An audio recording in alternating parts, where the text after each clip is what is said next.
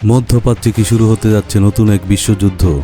America যুদ্ধের প্রস্তুতি নিচ্ছে, আর ইরান তৈরি করছে তার সবচেয়ে শক্তিশালী প্রতিরক্ষা। 2026 সালে আমেরিকা মধ্যপ্রাচ্যে তাদের যুদ্ধজাহাজ, ফাইটার জেট, মিসাইল সিস্টেম বাড়িয়েছে। রিপোর্ট অনুযায়ী বড় ধরনের সামরিক পরিকল্পনা তৈরি করা হয়েছে। অন্যদিকে ইরানও বসে নেই। তারা তাদের মিসাইল বেস শক্তিশালী করছে, সামরিক ঘাঁটি সুরক্ষিত করছে এবং যুদ্ধ পরিস্থিতির জন্য জরুরি পরিকল্পনা তৈরি করছে। ইতিমধ্যে মার্কিন বিমান হামলায় ইরানের কিছু সামরিক স্থাপনা ক্ষতিগ্রস্ত হয়েছে বলে খবর এসেছে, কিন্তু ইরান বলছে তারা যে কোনো আক্রমণে জবাব দিতে প্রস্তুত। বিশ্লেষকরা বলছেন, যদি এই সংঘর্ষ বড় আকার নেয় তাহলে পুরো মধ্যপ্রাচ্য অস্থিতিশীল হয়ে যেতে পারে, এমনকি বিশ্ব অর্থনীতিতে বড় প্রভাব পড়তে পারে। তাহলে কি সত্যি শুরু হতে যাচ্ছে আমেরিকা ইরান যুদ্ধ, নাকি এটি শুধু শক্তি প্রদর্শন? এই রহস্যের আপডেট জানতে সাবস্ক্রাইব করুন অরণ্যপথ চ্যানেল।